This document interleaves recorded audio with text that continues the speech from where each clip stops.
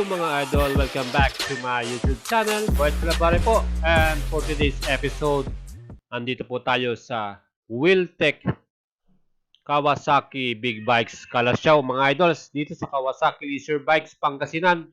At dahil po sa maraming nagtatanong po sa atin regarding po dito sa isa sa pinakasikat na sports bike ng Kawasaki, yan po para sa mga beginner o nagsisimula pa lang na gustong magmotor na legal po sa ating Expressway.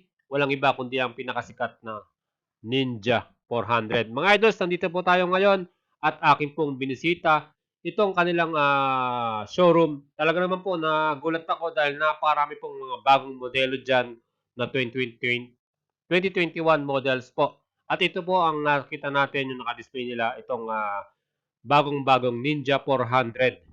Yan po mga idols. At para sa akin talaga naman po, napaka-astig po talaga itong sports bike na to. At sigurado ko na magugustuhan nyo kung gusto nyo mag-start sa isang beginner bike or sports bike na pwede na po sa Expressway. Yan po ay legit na po ngayon. Sabi po sa atin ng Kawasaki Big Bikes dito sa Pangasinan. At tingnan naman po natin yung mga specs niyan mga idols. Again, yan po ay merong 399cc engine displacement at yan po ay liquid cool na. Meron po siyang parallel twin at fuel injected na po yan mga idols. Of course, yan po ay double overhead cam at merong 8 valves mga idols. At yung kanyang transmission ay 6-speed manual gearbox. Yan mga idols, kita naman nyo yung kanyang harapan brake. Yan po ay equipped ng anti-lock braking system.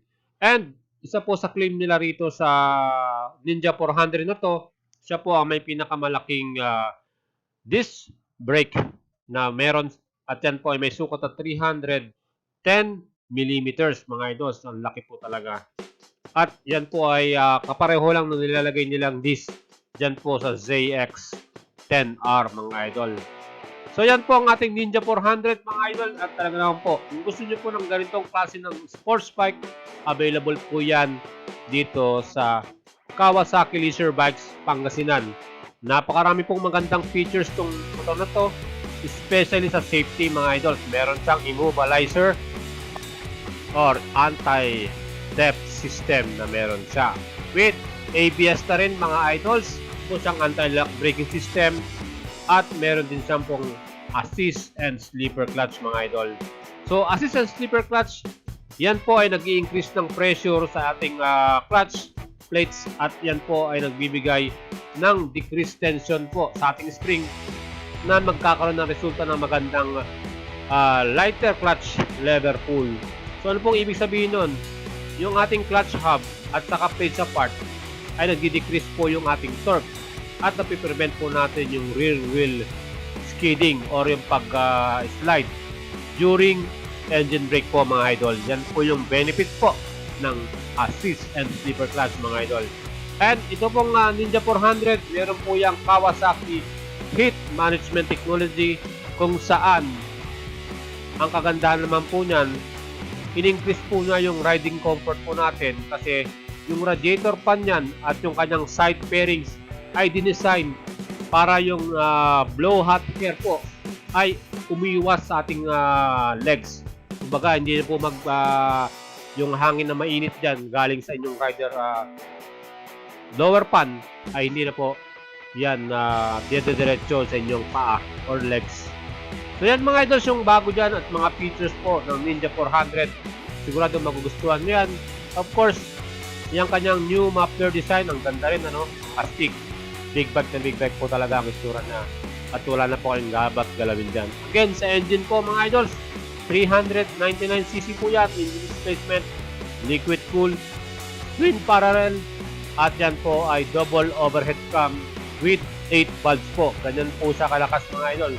Tingnan naman po natin yung kanyang maximum power. Yan po ay mayroong maximum power na 48.9 horsepower at 10,000 RPM. And sa kanyang maximum torque, 38.0 Nm at 8,000 RPM mga idol. So kitang-kita nyo na kung gaano po kayang kalakas pag mga long touring at mga malayuang biyahe, sak na sak po itong Ninja 400 sa inyo. At siyempre, carb weight niyan, yung bigat po ng motor na to, 167 kilograms. At yung kanya pong tangke dyan, full tank po niyan ay 14 liters mga idol. Ganyan po karami yung inyong malalagay na gasolina dyan at yan po ay unleaded. So mga idols, ang presyo po nito, SRP, ay 331,000 pesos. Ngayon po, kung gusto niyo na po ng installment, pwede rin po yan dito sa Kawasaki Leisure Bikes Palasyaw at magda-down lang po kayo ng 30% or equivalent to 133,087 pesos. Ngayon, pwede kayong magbayad via amortization na 12 months, 24 months, 36 months at 48 months. Tingnan nyo lang po ninyo yung mga presyo na yan dyan po sa ating description box ng ating video. So kung gusto nyo pong bumili nito, lahat po ng Kawasaki Leisure Bikes na pag-aari po ng Wheeltek, yan po ay pareho lamang na presyo. At kung gusto nyo po ng installment, nandyan po sa ating description video kung magkano po yung mga monthly installment po nyan. Mga idols, kung gusto nyo po itong Ninja 400 na to, napakastig. Sa akin, gusto ko ng sasakyan at gusto ko na siyang iuwi. Totoo yan, idols, kasi wala pa po tayong big bike. Ang tawag po sa kulay na to ng Ninja 400 to ay metallic spark black, mga idols.